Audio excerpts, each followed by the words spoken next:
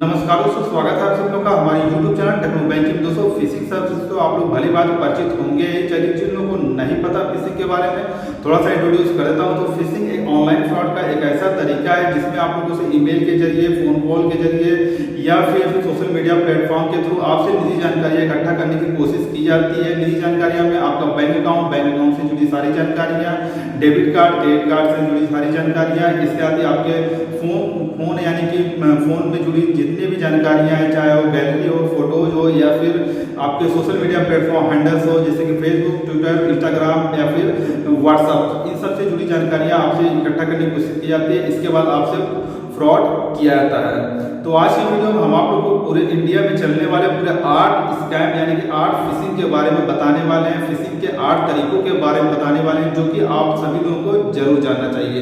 अगर आप लोग का एक बैंक अकाउंट है, चाहे आप ऑनलाइन यूज कर रहे हो या फिर ऑफलाइन यूज कर रहे हो, तो आप लोग को इन फिशिंग के बारे में जरूर जानना चाहिए। इवन अगर आप लोग इंटरनेट यूज कर रहे हो तो भी आप लोग को इन सभी फिशिंग के बारे में जरूर जानना चाहिए। तो आज की वीडियो पूरा डिटेल में जानकारी देने वाले हैं, तो वीडियो पूरा आप लोग एंड तक जरूर देखना, तभी आप लोग को पूरा समझ में आएगा।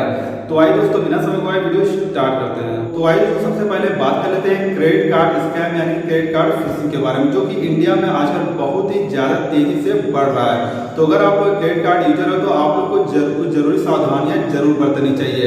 जैसे कि अभी पिछले साल SBI के कई सारे क्रेडिट कार्ड यूजर्स को टारगेट किया गया था, जिसमें उनको एक फर्जी ईमेल से आ रहे थे, टैक्स मैसेज आ रहे थे।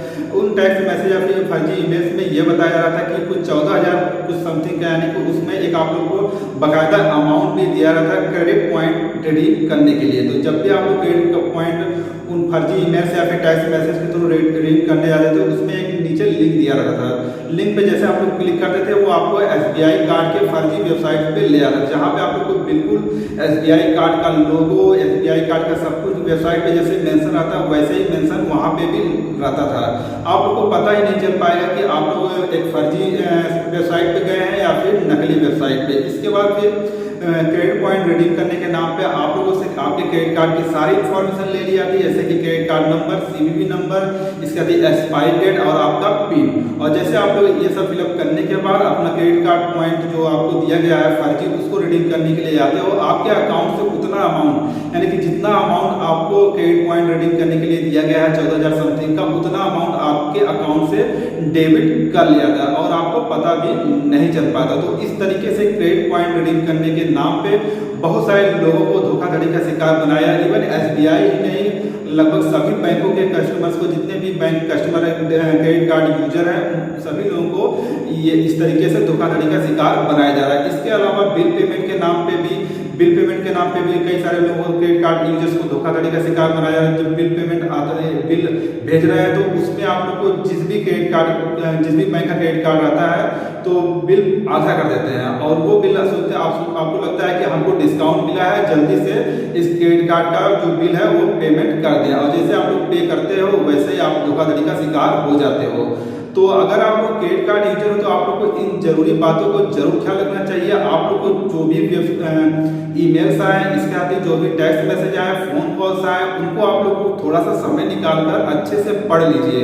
अच्छे से अगर आप लोग को नहीं समझ में आ रहा है तो आप लोग किसी अपने जानने वालों, अपने फैमिली मेम्बर्स या फिर अपने फ्रेंड्स को दिखाइए, जहाँ पे पूरी तरीके से समझने के बाद ही आप लोग को कोई भी एक्शन लेना है। अगर आप लोग को लगे कि ये सही है तो ही आप लोग वहाँ पे कोई एक्शन लीजिए। अगर आपको लगता है कि अगर ये गलत है तो आप लोग उसको छोड़ दीजिए। दोस्तों ये तो हो गया क्रेडिट कार्ड के थ्रू होने वाले स्कैम। अब आप लोग को दूसरे स्कैम के बारे में, फिशिंग के बारे में बताते हैं, जो है OTP स्कैम यानी कि फिशिंग। तो OTP के जो आपका OTP होता है उसके थ्रू भी कई प्रकार की फिशिंग की जाती है, जिसमें सबसे ज्यादा इसमें ट्रेंड कर रहा है व्हाट्सएप के थ्रू OTP फिशिंग।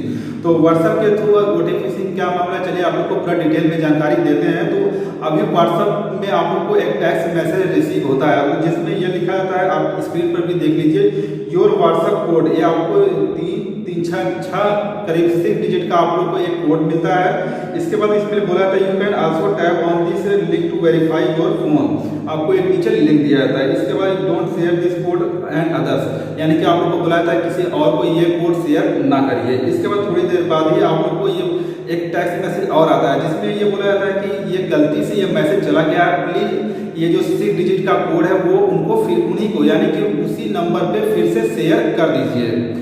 तो ये बिल्कुल भी आप लोग को नहीं करना है। जैसे ही आप लोग ये गलती करते हैं, यानी कि वो 6 डिजिट का कोड है उसको आप लोग उनके नंबर पे दोबारा से फॉरवर्ड करते हैं, वैसे ही आप लोग का फ़ोन जो है आप लोग का व्हाट्सअप पूरी तरीके से हैक कर लिया जाता है। और वैसे तो व्हाट्सअप पे जो एंड टू एंड इनक्रप्शन होता है उसके कारण जो उसके चैट्स होती है उसको पता लगाना काफ़ी मुश्किल होता है, लेकिन ये जो हैकर्स होते हैं वो कुछ भी कर सकते हैं। आप लोग को पता ही होगा कि सुशांत सिंह राजपूत के मामले में कई प्रकार के जो न्यूज़ चैनल्स हैं वहाँ पे भी उनकी व्हाट्सअप की चैट्स निकल आई थी। तो व्हाट्सअप का chat end to end encryption जो है उसको हैक करना बहुत ज़्यादा मुश्किल बात नहीं है। तो इस चीज़ का आप लोग को जरूर ख्याल रखना है कि अगर आप लोग को व्हाट्सअप पे इस तरीके का मैसेज आए जिसमें आप लोग को एक OTP रिसीव होता है 6 डिजिट का, और उसको आप लोग को फिर से उन्हीं के नंबर पे सेंड करने के लिए, फॉरवर्ड करने के लिए बोला जाता है, तो ऐसा आप लोग बिल्कुल भी मत करना। नहीं तो फिर आप इसमें सबसे पहले क्या किया था कि आपके व्हाट्सअप का पूरे तरीके से हैक कर लिया था, जिसमें कॉन्टैक्ट डिटेल होती है, आपकी जो चैट्स होती है, चैट्स में फोटोज वगैरह भी जो होती है उससे भी आप लोग को परेशान किया जाता है, या फिर जो आपकी कॉन्टैक्ट्स होती है उससे आपके फ्रेंड्स एंड फैमिली को भी बाद में परेशान किया जाता है। और जो आपकी फाइनेंशियल डिटेल्स कभी आपने मान लीजिए OTP किसी को शेयर किया है, अपने क्रेडिट कार्ड या फिर डेबिट कार्ड या फिर अपने बैंक अकाउंट की डिटेल अगर आपने किसी अपने फ्रेंड के साथ आपने शेयर किया है तो वो भी वो लोग जान लेते हैं, जिसके बाद आपका बैंक अकाउंट हैक करके खाली कर देते हैं। तो ये तो हो गया OTP स्कैम जो कि पूरी तरीके से वायरल है इस समय पूरा वर्ल्ड वाइड, तो इसके बारे में आप सभी लोग को जरूर जानना चाहिए था। दोस्तों आप बात कर लेते हैं तीसरे नंबर के फिशिंग यानी कि स्कैम के बारे में, जो कि इंडिया में बहुत ज़्यादा प्रचलित है। आप सभी लोग को पता ही होगा गवर्नमेंट स्कीम, जितने भी प्रकार के गवर्नमेंट स्कीम होती है उसको लेकर भी बहुत सारा फ्रॉड यानी कि स्कैम किया जाता है। जैसे कि अभी मान लीजिए कोरोना चल रहा है, तो कोरोना में ही बहुत सारे फ्रॉड चल रहे हैं।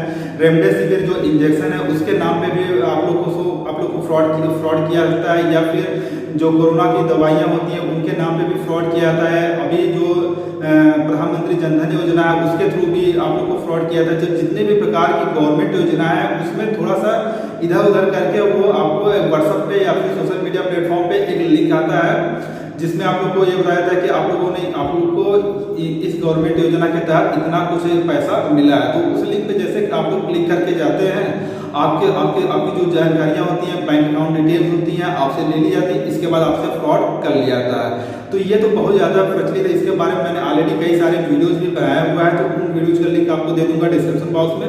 आप लोग उन वीडियो को देखकर इसके बारे में डिटेल में जानकारी ले सकते हैं। दोस्तों अब बात करते हैं नेक्स्ट स्कैम के बारे में, नेक्स्ट फिशिंग के बारे में। तो ये भी इंडिया में बहुत ही ज़्यादा प्रचलित है, क्योंकि इंडिया में बहुत ही ज़्यादा इस समय बेरोजगार चल रहे हैं, बेरोजगार युवा चल रहे हैं। तो उनको पता चल जाता है तुरंत कहाँ से वो आपका ईमेल, आपका फ़ोन नंबर प्राप्त कर लेते हैं, और इसकी जैसे आप लोग फॉर्म वगैरह भरते हैं हम लेते हैं वहीं से लोग निकाल लेते हैं। इसके बाद फिर आपको फेक जॉब अलर्ट का मैसेज देते हैं, और फेक जॉब के नाम पे बहुत सारा ठगी होता है। इसका आप लोग कई सारे मूवीज में भी प्रमाण देखे होंगे।